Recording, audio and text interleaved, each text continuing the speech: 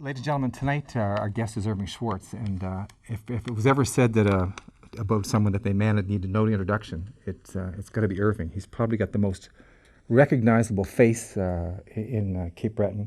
And I was thinking about that this morning, and the only face that I could think that was more recognizable was the Mac Puffin, the tourist bureau. They got it all over the place. Well, Irving is probably, but you're better looking, Irving, than the Puffin. Yeah. But certainly, when you think of business and Cape Breton, it's hard not to think of Irving. And so, like a lot of, it's okay if I call you an icon, Irving? What does that mean? I'm not well. Certainly, as a role model, a lot of people don't. They know all of us know something about him, but we may not know the whole thing. So tonight, I can say that we're going to learn everything about Irving Schwartz. No, you know what I'm going to say next, right? I guarantee it. So Irving, welcome. So come on up. Thank you very much. So you and I don't really know each other, and I like it like that. Nothing personal. Oh yeah. But it just makes it kind of interesting because I'll be learning as we talk. But what I do know is you started in New Waterford. Is that right? That's right. And your parents were immigrants. I know that. Right. But from Russia. And they came in was it the 30s? Oh, they came. My parents, didn't come as a couple. Oh. They came as children from different families. They didn't know each other. But my mother arrived here in 1913, December 1913, just before the war, and she was the one responsible for getting the family to leave Russia. Because She's position. So the revolution was in 17. 17. So she left before the revolution. She left before the First World War. That's she right. just got there a few months before the First World War, and she got to Halifax, got off the ship, and kissed the ground that she touched, the first ground that she touched, and really, she kissed the ground, and she told me to almost till the day she died that every day she lived in Canada, she thanked her father for bringing her to Canada. That's how she felt about this. Irving, how old did you say how old she was when she came? She was 13. But she was 11 when she made the decision that they should get out. I mean, here, if you want to know the successful ingredients, some of the characteristics of a successful person. At 11, she made a decision, and she had a steel-trap mind, and she's decided that Russia wasn't a place for her or her family. And she insisted that her father come to Canada, earn enough money to take the family over to Canada. Oh, he came over first. She sent him over to, well, they had no money. And so he came because he had a brother-in-law in New Waterford, and took a year to earn the $300 to bring the entire family over from Russia. They took 6 months to get here from the time they left that village in Russia. But that's how they came here. But the point I'm making is the discipline, the decision, she made the decision. He didn't want to come to Canada because he didn't think the place was religious enough for him. He was used to going to the synagogue and praying and having... Was he Orthodox? He was pretty Orthodox. And, but she said, we can't survive here. We got to leave. And he was a quiet man, I guess, and she pushed him out of Russia. And she ran her business in a very disciplined manner for the rest of her life. And the things she did were always disciplined. So she had the characteristics of being a successful businesswoman. From the very beginning. From the very beginning. It was part of her personality. And your dad, how did that happen? Well, I don't know too much about him, but she met him through another relative in Montreal, and they got married, and they came to Sydney, came to New Waterford and opened a store there with nothing. So was that a general store, or was that? That was a clothing store and furniture.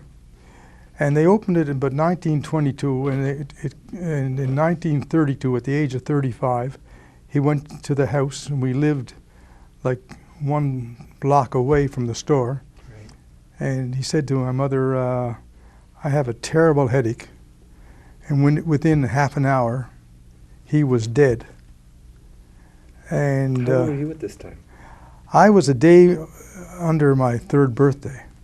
Oh, so you had no recollection. No recollection at all. And so she didn't have the key of the safe. She didn't know how to get into the safe or anything. We had to blow the safe, I'm told. And she had to get in and learn that business. Then 3 months later, she had a child. And I think she took the morning off. Was she working in the store? No. She wasn't. No, she went into the store and took over. And we had a $5,000 mortgage on the building at the time. And while she was in bed, her husband had been dead three months. While she was in bed and just had given birth in the house, the guy who held the mortgage came up and said, I want my money. While she in the birthing bed. So she had it kind of tough. But she never complained about it. And she held no, this guy had made a plan to leave New Waterford, and he needed that money. Oh, so it wasn't really a nasty thing. He was just timing, I guess. He just had to have the money. He couldn't leave for his plans. Anyway, she told me when in the birthing bed, he come up into the room in the house and asked for his money. Well, people in Waterford got a lot of nerve. You know, he was leaving New Waterford. Yeah. Maybe did. But anyway, that's the role model that I had. A woman who worked 12 hours a day, come home, made sure that we each of us got our regular meals, got well fed and all of that. But I saw her leave at 7 o'clock in the morning and come home for supper and then go back for 2 hours. Those were the days when you were open Saturday nights and all of that. You'd be open late because the farmers had to come in from away? And No, this was, New Waterford was a coal mining town, but that was the hours. Those were brutal hours in those days. Wow. So did your siblings work in the store? Excuse me, we all took a crack at it, yeah. Mm-hmm. Some of us stayed with it and some of us became professionals. So what age did you start working at the store? I would say at 11. At 13, she sent me to Montreal to go on a buying trip to buy furniture. 13. Now, it's not as risky as you may think. It was during the war, and she figured no matter what I bought, she could sell. So it wasn't as if you had to buy the right thing and everything else. You couldn't get the stuff. So she figured I was a pest enough that I could go to these manufacturers and get them to ship us merchandise. So wait a minute, you didn't go up by yourself? Yeah. And you went door to the manufacturer? Manufacturers. And what did you buy? I bought furniture. Yeah, but you walked, did you buy a rocking horse? I mean... No, Chesterfields and bedroom sets and stuff like that we sold. And I would go from plant to plant and buying furniture. I mean, I have to tell you, this woman gave us our family a lot of scope. When I was 11, I had trouble with my throat, and there was a great clinic in Boston. So at 11 years old, I took a train, went to Boston, and met my sister there, had an operation, she left, and I was free to come home on the train by myself at 11, you know. She gave us that responsibility. Wow. So you worked in the store for how long? Because at some point you went out on your own. No. From that day till now. I still put in. No, but I'm just wondering, at some point so you're working in the family store. Yeah. And then at some point you went out and started your own business? No. Store? It was all Schwartz and Company. Oh, I see. I opened a branch in Sydney. Okay. But it was all part of the family business. That's when you're 11 and a half, I suppose. No, I was about 16 to 17 years old when I started permanently in the store, when I finished my college education, and That was the, somebody told me that's the Rosa Schwartz School. no, University. that was the formal education. Right. The informal education is the Rosie Schwartz School of Business that we all went to, Right. and that's where we got our training, or we got our inspiration, and got our education. That was the informal. That was the business training. The other was academic. Yeah. So you worked you worked in the store. You're sort of you were running this new store, this new branch. Yeah. When you were around 16, 17. Oh yeah, 18 years old maybe. Yeah, yeah. And then what happened? Then we just kept growing it. You opened branches. We grew it in Sydney. We started off on the Esplanade in the small store. We then bought a building on George Street, which is the old video store next to the Center 200. And from there in 1980, 79, we bought the building up in. Oh, right. But in the meantime, we started opening up branches, New Glasgow, Port Hawkesbury, Glace Bay, and things like that. So your siblings, did they stay or did they move? One brother stayed. Did he? The others, and one sister. She stayed, and the others, one took over Jacobson's, one became a doctor. I have a sister, Ruthie Goldblum, who did the Center Pier 21. You might know her from that. She's a famous name, certainly in Halifax for sure. Yeah, she's well known in Yes, she Halifax. Yeah. So I'm really interested in why you didn't move away. Why I didn't? I had all the challenges I needed right here. Right. Sometimes people run away from challenges, but No, but I mean, that's what I wanted to do. I didn't have really a formal education. 3 months in Mount A and 3 months in New York University. Just Wait, 3 months at Mount A? yeah. What It happened? was term. So what happened was I was in grade 11. I was started the first day of grade 12, and all my buddies were going to Mount A. So I said, well, I might as well go with you. So I got on a train, and I went to Mount A. I get there, and it's 1946. The troops are all home. And the first thing they say, well, where's your application? I said, I don't have an application. Well, where's your marks? Well, I said, I got a report card here. They said, you know that this place is filled and there's no room here for anybody. I said, this is where all my family come, and therefore I expect you to take me. They said, okay, find a room. If you can find a room in this city to stay, we'll accept you. So I found a room, and I went to Mount A. I get a telegram from my mother, why don't you go to the New York School of Retailing? So I get on a train, there's no such thing as passports, there's no such thing as anything. I get to New York, go where they're registering, and I say, I want to register. They say, where's your application? I said, I got no application. They say, let's see your marks. And there's a huge difference between the marks in Canada and the marks in United States. They expect you to have 90, 95. Canada, you write the provincials, you do an average of 75 to 80. It's considered a pretty good mark. So they looked at my marks, and we were all between 75 and 80. They say, these marks are not so hot. I say, back home, I'm a genius. They say, we got a lot of troops around this place. Find a room, and you can stay. So I found a room in an old, run-down, beaten hotel. And there was the weekly charge was $9 a week. You can imagine what a flea bag that was. But you couldn't take any money in the United States, so you had $9 and $6 a week to live on. And you survived. I lost about 20 pounds.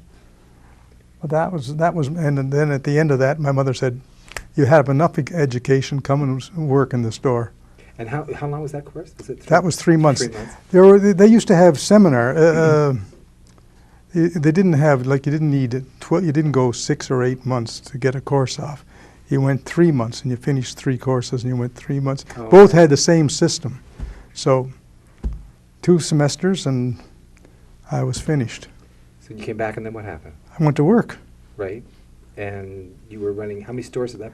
No, we only had the one still the store. one, okay. And I was in the men's department. I was measuring men's suits and selling clothing.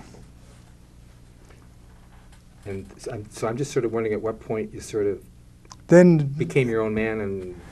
well, that was probably in 47 and 57. I didn't like clothing so much, and I liked appliances and furniture, so I started to develop that, and we sent people with trucks up to the country and went door to door and did that. Then there was a small building came available in Sydney, and I said, well, let's go into that. We went in there, opened up a store. And was that was exclusively furniture, was it? That store? Exclusively furniture. And that was the first time you'd had a store that was specialized? Right. I didn't like the clothing. I'd have to tell you one of the funniest incidents that I ever had in the clothing business. We used to have men's tip-top tailor suits, and they had, after the war, you didn't have too many samples. But in New Waterford, we had a blue serge suit, and in New Waterford, everybody bought, as soon as they got a job, a blue serge suit, either to get married in or to get buried in.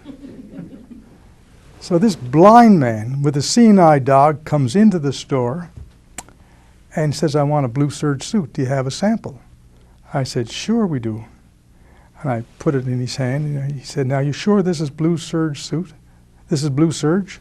I said, I'm positive. He said, measure me up. So I measure the guy up, and 3 weeks later the suit comes in. I call him up, I said, so-and-so, your suit's here, come on down for a trial fit. So the guy came back into the store, and we had a dressing room which consisted of 2 coat racks like this. And you could go behind the coat rack. And he tried on the jacket, and the dog started to bark. He says to me, this suit is not a blue serge. I said, what? He said, this is not a blue serge suit. I said, look, I don't know what that goddamn dog is telling you, but this is a blue serge suit. What a job, me arguing with a dog. Anyway, I think running a business has its tense moments and all of that. When you can find something funny, enjoy it. Yeah, I agree. So at some point in the furniture business, you decided, so how did you get started in the cable business then, in cable TV? Well, I have to tell you, it's a matter of networking, and that's one of the messages you gotta do when you're in business. You gotta network. You gotta listen all the time. I feel it's like flying an airplane all the time. Which you do, right? Which I did. When I ran out of gas and crashed it, the Department of Transport were not. They didn't think it was funny. Wait a minute, you got to tell, what happened there? What happened Yeah, there? I will tell that story. I'd love to hear it. Okay. My brother and I were trained on a very simple land-wheeled aircraft. You know, with a stick and everything else, eh? And we decided that we were going to get ourselves our own plane. This was the one at the school. What year would this have been, just for my This interest? would be 58. Okay. So we found this plane called a CB, which is a rather sophisticated plane. It was amphibious. It was, instead of a stick, it had wheels, a wheel in the plane. It had flaps. It had retractable undergear. It was called a widowmaker because it was underpowered. Anyway, you're supposed to get checked out every time you take a new plane. You're supposed to be taught the idiosyncrasies of that plane. But we had no one to teach us. So we had the plane, it was dropped at Sydney Airport, and we decided we'd go to Antigonish because my brother had to go, he was a doctor, and he had to go to a meeting. So we go up, and I can see that the plane is not too heavy with gas. It was pretty low on gas. And I had a wife waiting for me at Sydney Airport, and I said to my brother, we got to go back. So after he finished his meeting, we start flying back to Sydney. We fly over East Bay, and the needle is on empty. So we land in East Bay in the water. Can you say more about that? Wait a minute. You can't just say you landed in the water. Yeah. You kind of, what were you thinking? I mean. No, we flew down. With wheels? No, it was retractable. Oh, okay. It was amphibious. No pontoon. Oh, okay, I see. The plane was, you could either use land on water or land. Okay. And we didn't know how to take the fuel. We had a stick. We tipped the wing, and it showed some fuel. My brother Joey said, Irving, I think we better stay here. I said, listen, I got a wife that's waiting for me. I'm not staying. Open the throttle, take off, come over Sydney, and chuck, the motor stops. And I can still see us going down 80 miles an hour and heading for the rocks and the trees. And he said, what will we do? I said, you idiot, keep trying the motor. So anyway, at 700 feet, it caught. Wow. When we were in this attitude. We started going up this way, and she died again. Only this time there was a puddle here and a puddle there. So we dropped in that puddle, and we bounced a couple of times and hit the trees. And Joey said, Irving, we're dead. We're in the fifth dimension. I said, God damn the fifth dimension. We're alive and well. And they finally got us about 1 or 2 o'clock in the morning. They sent out a search party. Anyway. No hurt. No hurt. Wow. But there's a... I was just gonna, so thanks for that. I was just going to take it back to the cable because I'm really interested in how you got from furniture to the television business. The thing about it is this. Networking. I felt that I felt all my life that I had something to prove. I needed to do something.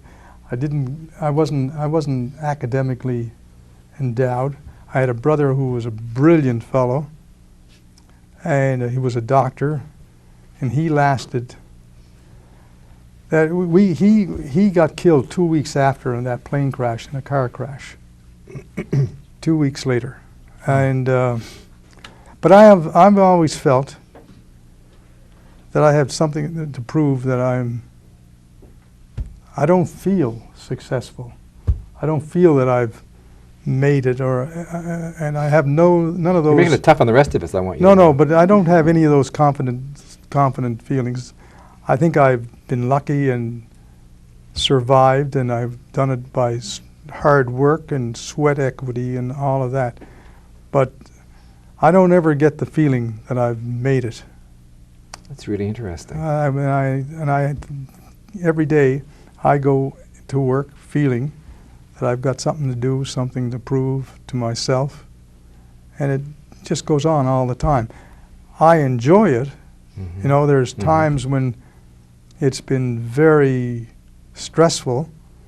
I don't say that there's still stress, but I don't find the same stress as I used to, although there's been some setbacks in certain businesses lately. But I think that... but you're more experienced now, right? So you know... Well, you feel worse when something goes wrong. But anyway, you want to know how we started the cable business. But just to pick up there, you're making an important point about networking. So it was through networking that you got into... networking, most of things. You hear about these things. I started a nursing home. How did I start the nursing home? I was with somebody in Toronto who said the nursing home business is a good business. That's all I knew about the nursing home business. And I found out that Nova Scotia had just passed laws where they wanted private enterprisers to build a nursing home. So I went to the Department of Health and said, I want to build you a nursing home. And the guy said, and we need them. And he said, here's what you got to do. So I went and got all the plans and found out about it. And then I found out that you needed money besides a plan. And that is money, getting money. I know a lot of us have the problem of finding money for our different businesses. And it was ever thus. In my day, I needed $100,000 down. I had the mortgage arranged and everything else, but I needed $100,000 equity. And I didn't have $100,000 in equity.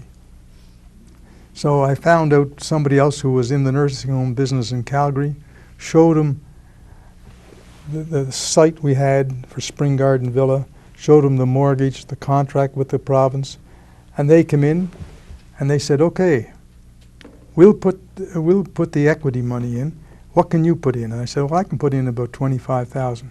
Good, he said, we'll give you 25% of it, and we'll put in $75,000, and we'll put in the rest of it. And a lot of entrepreneurs or people who have companies of their own fall in love with their company. And I was prepared to take 25% of something as opposed to saying I owned 100% of nothing. So we were able to build that company. That's where I got really a first good start. And we built 9 nursing homes across the country after that. And it was because of their know-how and their financial stability we were able to do it. But I mean, I have time and again, entrepreneurs have come to Cape Breton. I remember Danny, the guy that wanted to build that irrigation system. Enterprise Cape Breton was prepared to give him $9 million, and he had to come up with $1 million. And he wanted everybody else to put in the $1 million, and he wanted to retain 90% of the business. And I tried to talk him into taking a lot smaller share of the business, but getting the business going. I couldn't change that guy's mind. He ended up going bankrupt, and the business never ever got started. But you got to be realistic. You got to know when to make a deal and when not to make a deal. So when they opened these, you said we opened these other homes across Canada. Were you involved in that as well? We went public, and I was involved in all of them. Oh, you went public. Yeah. And I see. So then it was cable followed that? Cable, no. What followed that? I had married and moved into Sydney, and I had most of my friends were in the Waterford, coal miners and doctors and a teacher or two, and I wanted to make sure I kept in touch with them. So I figured one of the best ways of doing that is start some business where they would be involved, and then we'd have a reason to meet and to talk and to do stuff. And we opened an 8-lane bowling alley in New Waterford. Really?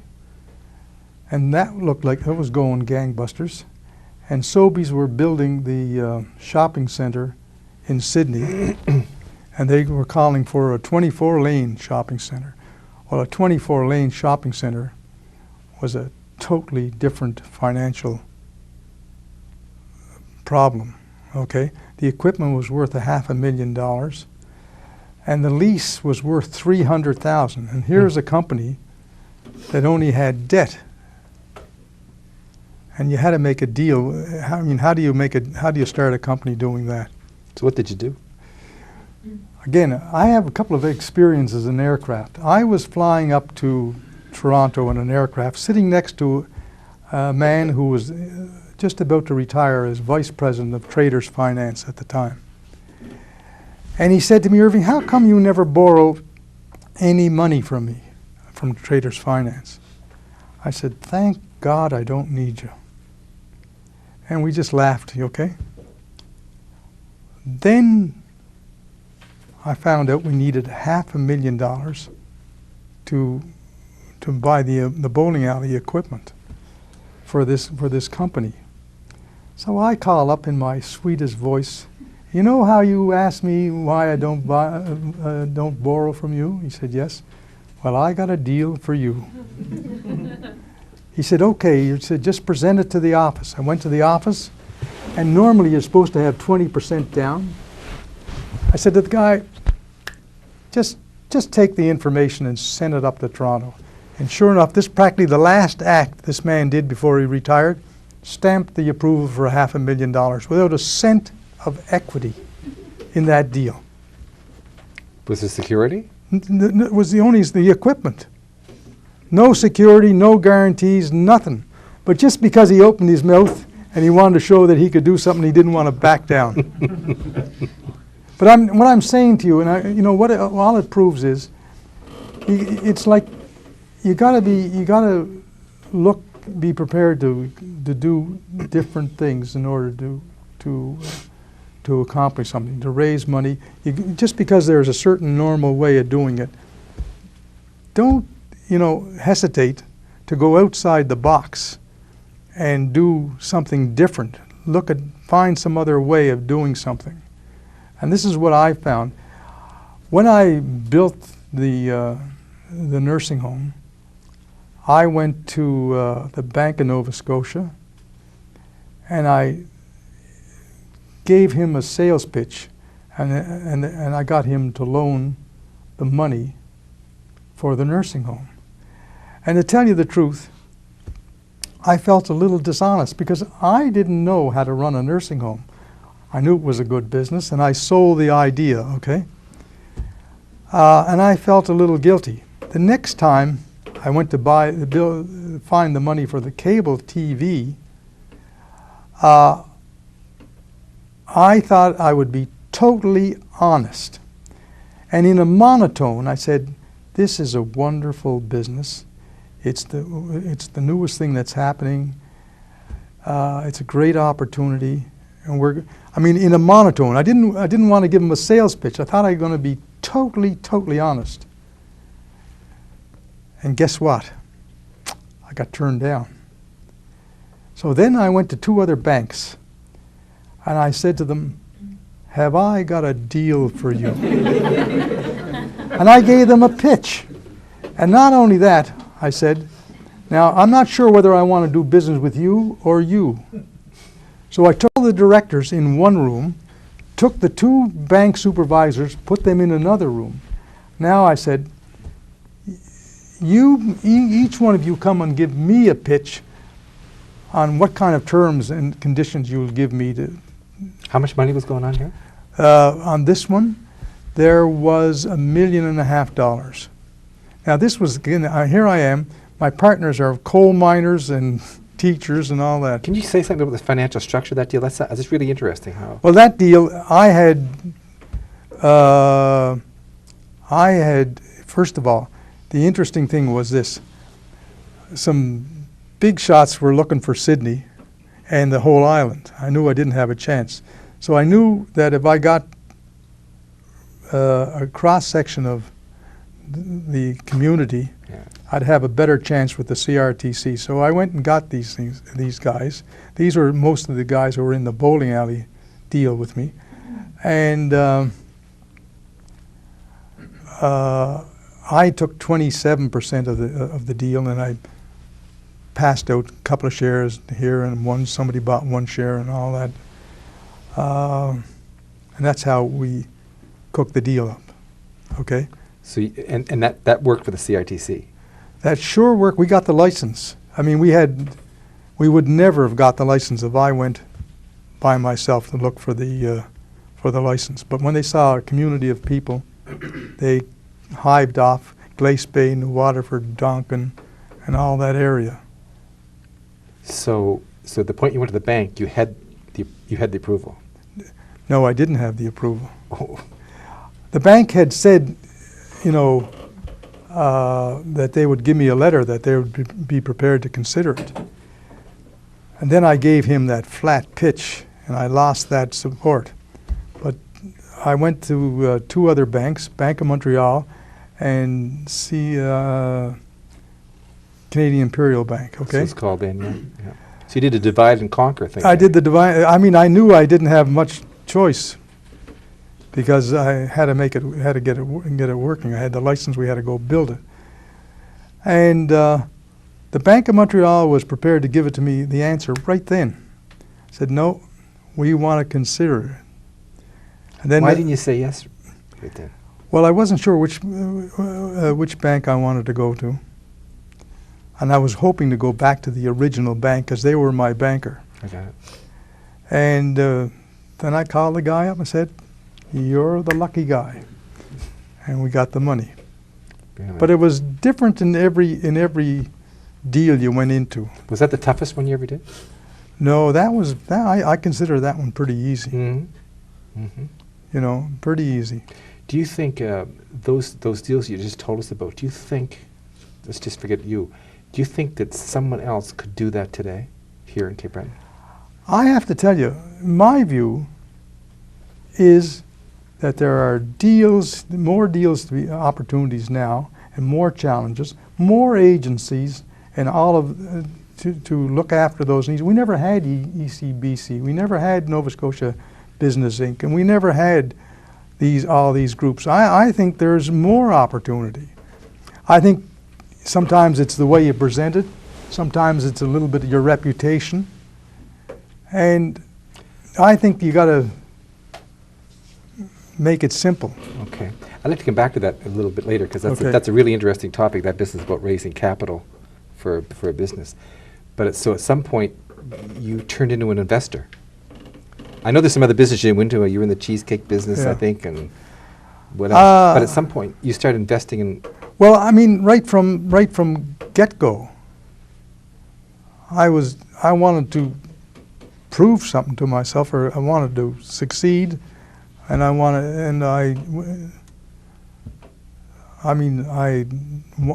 have 2 brothers, and one of them was very successful, but he stuck to one store, and he was happy to do that. And the other brother was happy to be my partner in the clothing store and go to work in 9 to 5 every day, and at 5 o'clock, the staff had to get out of his way because he rushed out at 5. But is it fair to say that you may have invested in more businesses in Cape Breton than? I can't make a flat statement. I've invested in lots of businesses. Okay, but in where a lot of Cape people, Breton. where a lot of people haven't done that. Right. And I'm just wondering, maybe when you look back on that, do you want to say a bit about some of the investments that you've made, or? Well, the bowling alley turned out, everybody that put in, and the total investment of each person in that bowling alley was something like $150, because I didn't want anybody to put up enough that was going to hurt them. Mm-hmm.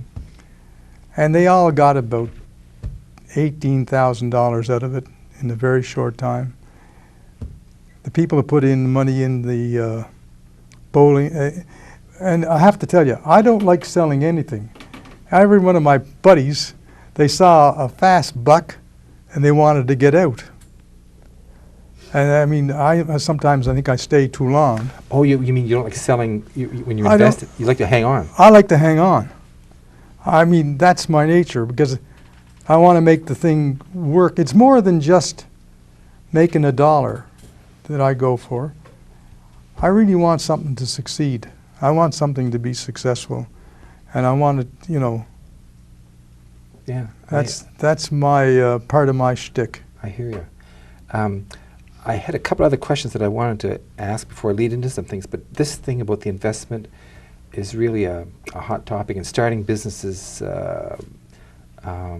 for people, the generation in the audience that we have here. So I'd like to, there's a point at which we'd like to invite the audience to ask some questions, but just to lead into that, when you were invested in things like bowling alleys and cable and those other things, but in a way, there's well, I'm sure you know, there's a lot of hot new companies around that are in the knowledge business and technology business. I'm into it. You are, I know you are, but I get And the some I'm sorry I was into it. But I'm just wondering if, that's interesting, because I get the impression that a number of other people in the community that probably could invest in those knowledge or technology businesses are a bit reluctant. Is that correct? Oh, sure. A lot of people don't want to take a gamble, and I think it's a shame. I think that that I have a responsibility to get other young entrepreneurs an opportunity. Don't come rushing, because I'm pretty maxed out. But I really get excited when I find somebody that's got an idea, has got some smarts. Like I'm just a hip shooter. I'm not a IT person or a real sharp, Well, you smell it? knowledgeable Is that person. how do you decide? I think I buy the person most times, and most times that's what you need. Mm, And if they can tell you, I went to, I was looking for a computer program to run the furniture business, and I had accountants doing searches and all that sort of stuff, and I saw an ad in a magazine, and the guys were in Florida. I went down there, and there was a Bible-thumping preacher in charge of this IT company, this software company. He knew that I knew nothing about it, but he knew what I needed to know, what I wanted to know about my business. I wanted to know every day what my sales were, my expenses, my markup, who sold it, and all that. He spoke to me in those terms. Never talked about equipment, never talked about the software program. Half an hour later, I spent $45,000 and bought that program. Okay? Because he knew, he made it simple.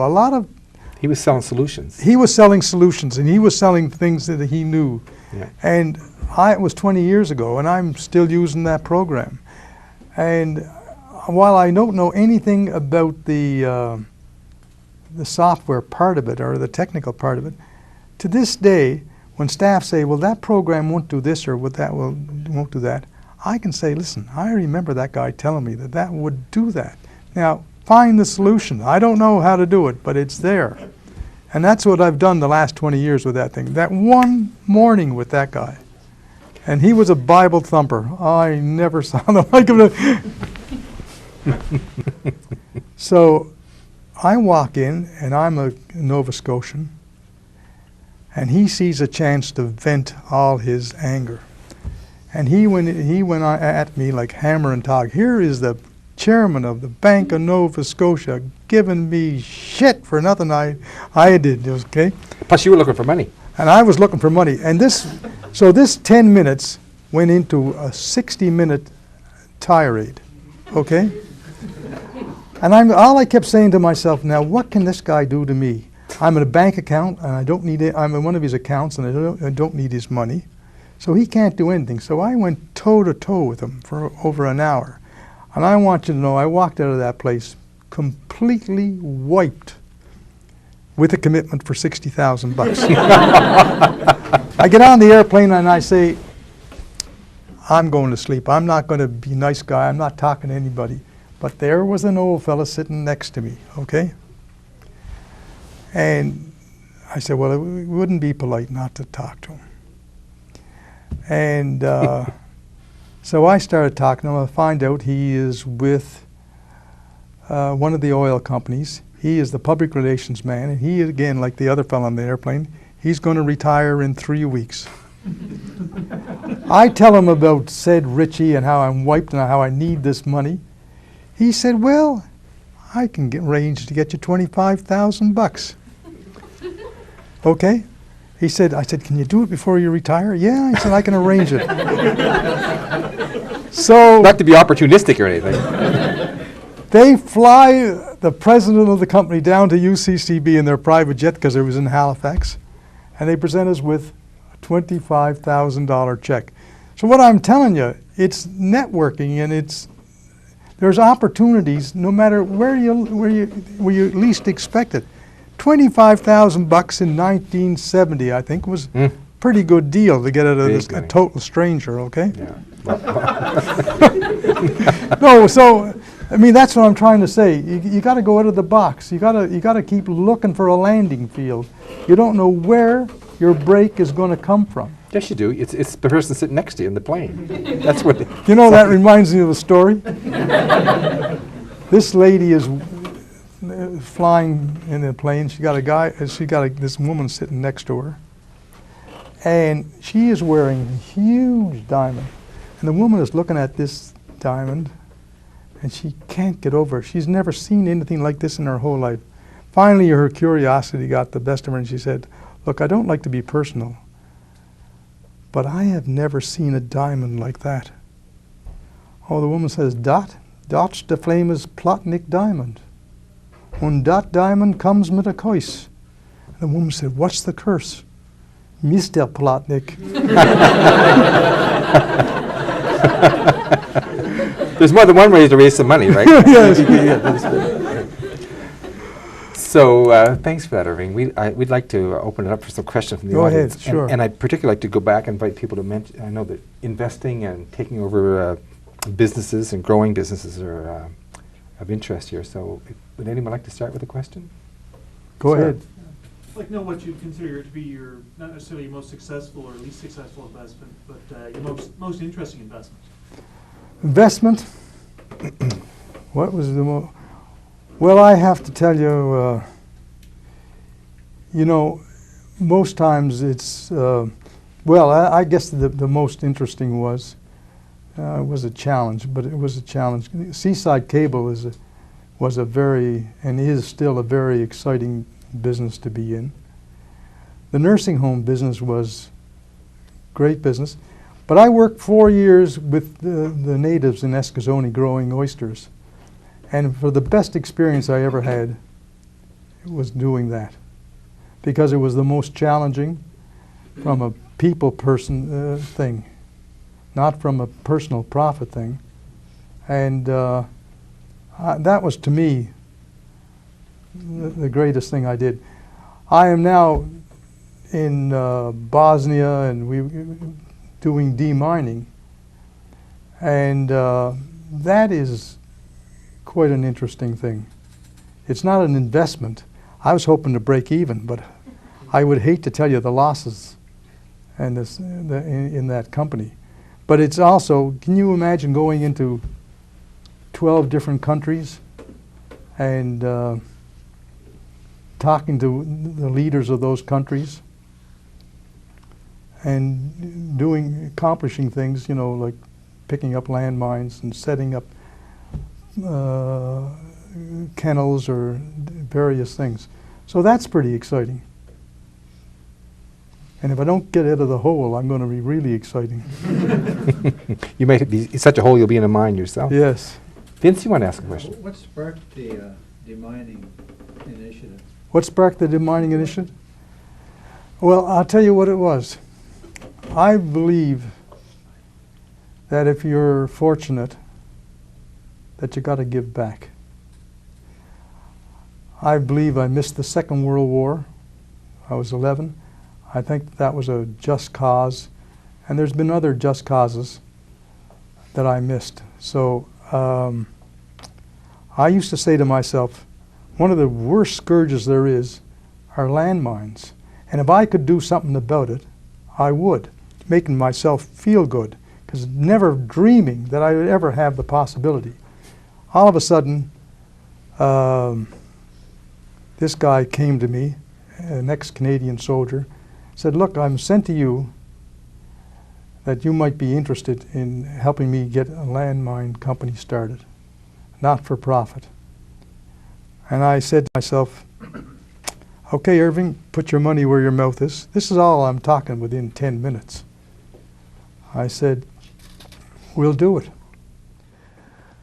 We go over to Mozambique, and we hire 50 Mozambicans. And maybe this is a good place to stop.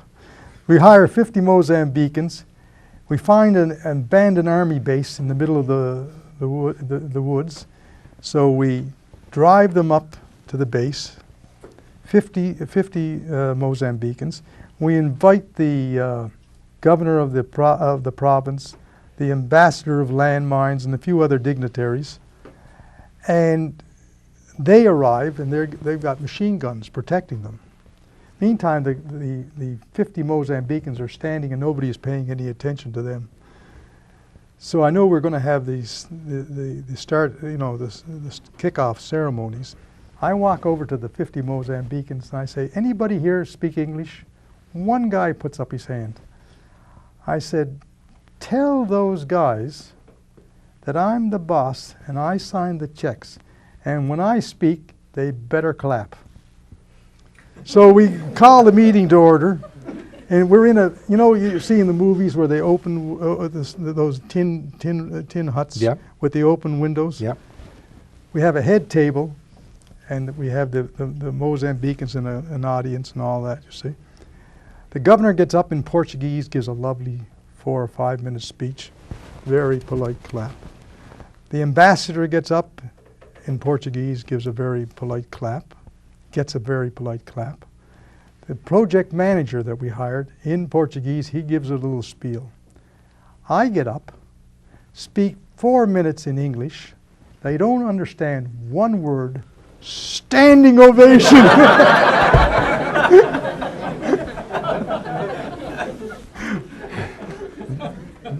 You're not by any chance looking for one tonight? No. All right, I hope you'll take the hint. No.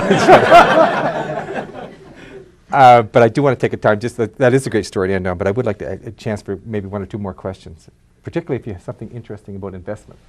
We may also be remiss if we don't talk about your Order of Canada. What was that experience like?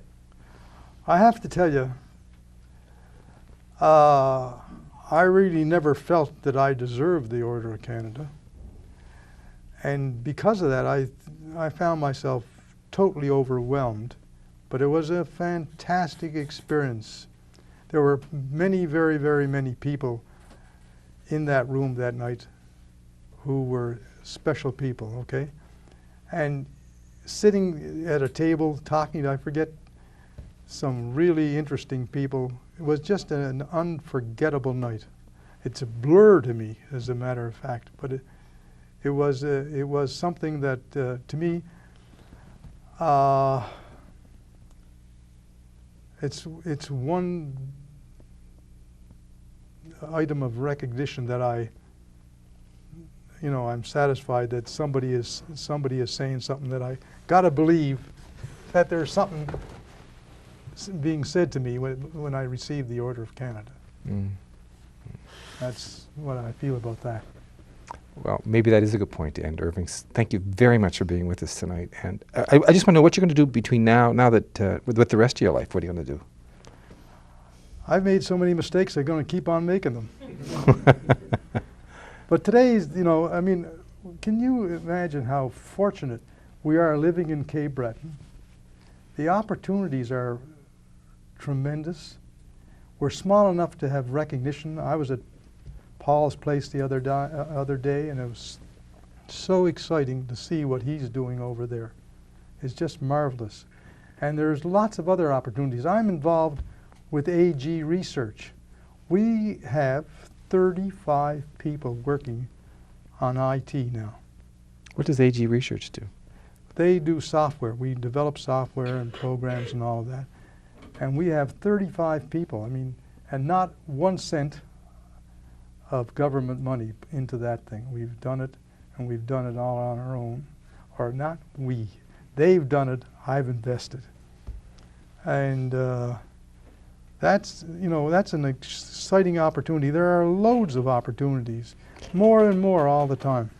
Really? Well, just to loop back for a second, because I know a number of people in the room and who've often felt that getting investment has always been a problem, not just for Cape Bretoners, but for Atlantic Canadians. Right. That is true, but it's there, and where?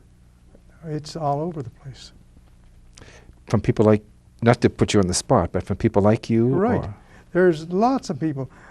I get the All Nova Scotian lately, and I see people, you got to go to somebody who's got money, first of all, when you're looking for it.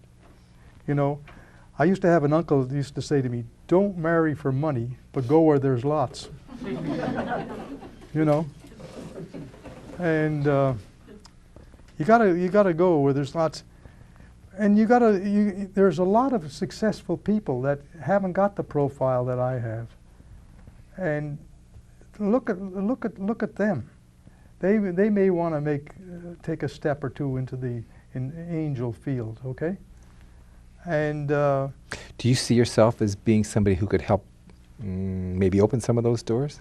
well, I wouldn't want to